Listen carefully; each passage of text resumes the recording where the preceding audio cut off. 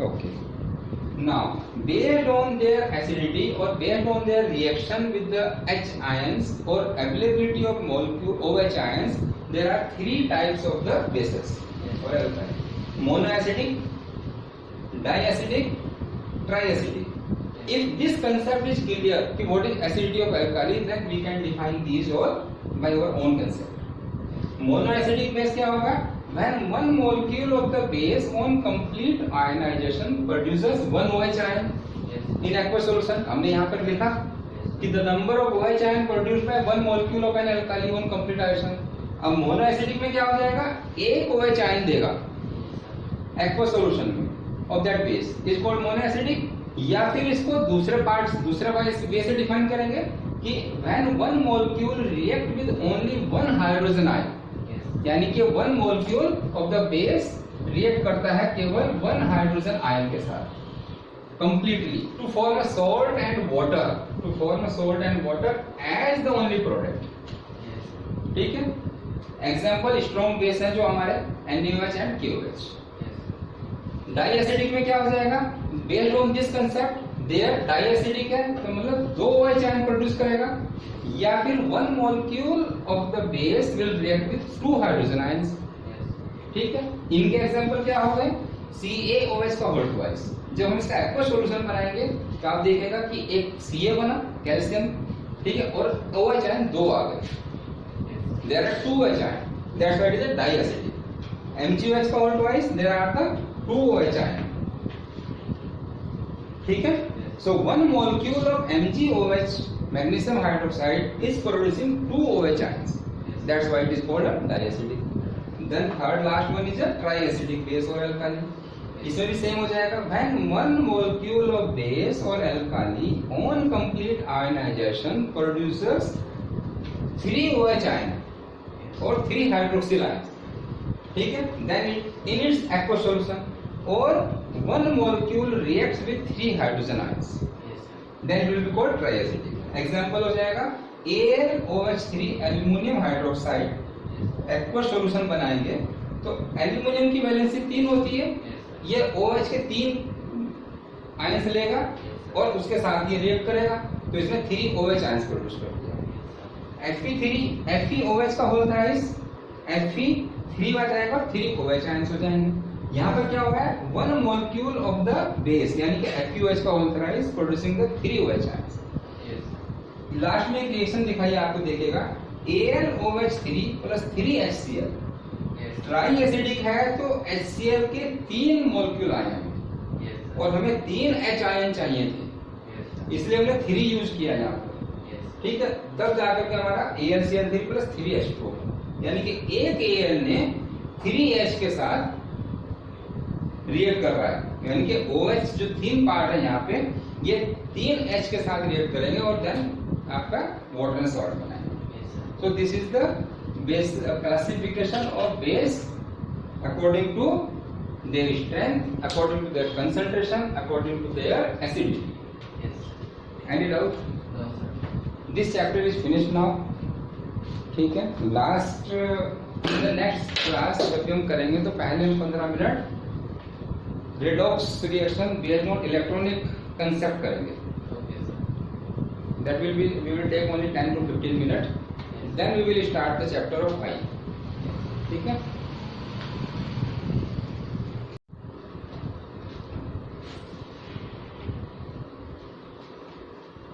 Okay, let me discuss it first. This topic was left classification of bases. When we were doing this chapter acid, base and salts, so we left this classification part. So today we will complete this classification of the bases. There are the broadly 3 types of the classification or 3 ways of the classification of the base. First, on the basis of their strength, on the basis of their concentration, and on the basis of their acidity. The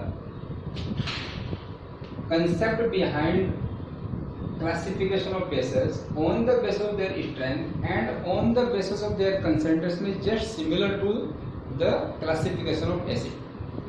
ठीक है.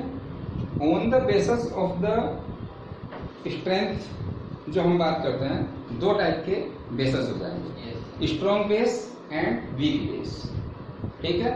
और strong alkali और weak alkali. Strong base किसको बोलेंगे हम लोग? जब हमारा बेस और alkali when we are making its aqueous solution completely ionised होगा, ठीक है, और कंप्लीटली आयोनाइज्ड होकर के OH आयन हाइड्रोक्सिल आयन देगा, then it will be known as a strong base. और अगर there is a partial ionisation then there will be the weak base. The similar definition was in case of the acid. So we had written earlier but deleted from this slide. Let me read.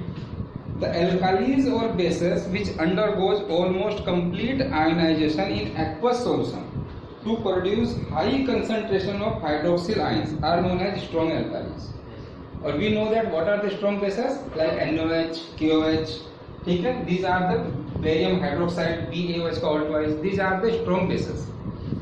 Similarly, if we say what are the weak alkalis, weak bases, the alkalis or bases which undergoes only partial ionization, that is a key word, that undergoes only partial ionization in aqueous solution to produce a relatively low concentration of hydroxyl ion.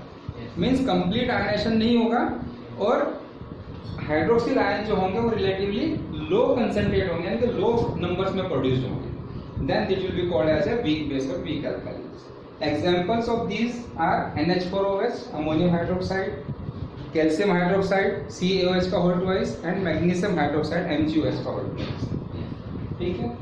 So they are the two on the base of strength, two way of classification. Then on the base of the concentration, ठीक है, on the way concentration के base के ऊपर हम क्या बोलते हैं, there are the another two way, first the concentrated base और diluted base. What is the meaning of concentration? Basically number of times we are defining it कि concentration और स्ट्रेंथ कुड नॉट, मतलब should not be mix with each other, they are entirely different concept. Concentration का मतलब क्या होगा कि by the definition what we say the amount of water present in a given sample of alkali solution in a water is defined as a concentration. मतलब कहने का रहा कि amount of water present in a given sample, suppose करो आपको एक sample दे दिया कि एक एल्काली सॉल्यूशन है, बेस है, उस बेस के अंदर कितना अमाउंट वाटर का है और कितना अमाउंट बेस का है, that will define their concentration, that will define concentration। मतलब कहने का ये हुआ कि अगर दो सॉल्यूशन लिए हमने बेस के, एक और दोनों को एक फिक्स क्वांटिटी लिया हम लोगों ने, एक सॉल्यूशन के अंदर 1 मॉलिक्यूल ऑफ द बेस डाला, दूसरे के अंदर 2 मॉलिक्यूल ऑफ बेस डाला, वाटर क्वांटिटी रिमेन सेम, तो इसका मतलब जिसका 2 मॉलिक्यूल डाला हुआ है उसका कंसंट्रेशन हाई हो जाएगा। So that will be called concentrated base. जिसके अंदर एक मॉलिक्यूल डाला बट वाटर में amount of water is same in both, ठीक है, that will be the diluter। so basic concept क्या होता है? concentrated alkali, a solution of alkali having relatively, ध्यान से सुनो, relatively high percentage of alkali in its aqueous solution, means given amount of the water के अंदर अगर percentage of alkali और percentage of base is increased, relatively increased than to the other solution, then it will be called a concentration solution. And if it is relatively low, then it is called as a diluted solution. Because by this definition we can say that concentration and dilution is the concept of the classification between the two solutions. You will be given a two solution of the same base, ठीक है, one having the concentrated, one having the diluted. How to define or how to identify? जिसके अंदर number of molecule of the base are more with the same amount of the water, that will have the high concentration. So इसी definition को दोबारा भी बोल सकते हैं, या फिर dilute कर देखो, आप केवल dilute के लिए बोला, if the concentration of alkali in the solution is less than 1 mole per liter। अगर हमने 1 लीटर अमाउंट लिया है, 1 लीटर सोल्यूशन लिया है उसके अंदर अगर मोल नंबर ऑफ मोल्स जो है लेस देन 1 है, देन हम लोग उसको बोलेंगे it is a diluted solution. ठीक है, so this is a simple definition. The critical and important definition comes on the basis of their acidity. ठीक है, यानी कि दिस इज थर्ड टाइप का classification of the base, and here we are defining base based on their acidity. What is acidity of the base? अब base है तो हमने अभी तक यही पढ़ा है कि बेस है तो वो OH आयन होंगे उसके अंदर, यहाँ पे भी OH आयन होंगे, लेकिन हम उसको in terms of acidity define करना चाहेंगे। आपने देखा होगा जब हमने pH स्केल बनाया था तो जो हमारा 7 to 14 वाला पार्ट था उसके अंदर हम लोगों ने बिल्कुल टॉप में जाकर के 14 पर आकर के भी H आयन कंसंट्रेशन का कुछ पार्ट दिखाया हुआ था। ठीक है, जबकि 0 to 7 वाले साइड में हम लोग H आयन को स्टार्ट करते थे एकदम 0 से। ठीक है, इसका मतलब बेस के अंदर भी H आयन अवेलेबल है। ठीक है, अभी आप देखिए what is acidity of base और alkali. The number of OH ions produced by one molecule of an alkali on complete ionization in water. क्या डेफिनेशन है कि कितने OH ions प्रोड्यूस कर रहा है one molecule of alkali on its complete ionization in water, वो उसको acid को डिफाइन करेगा।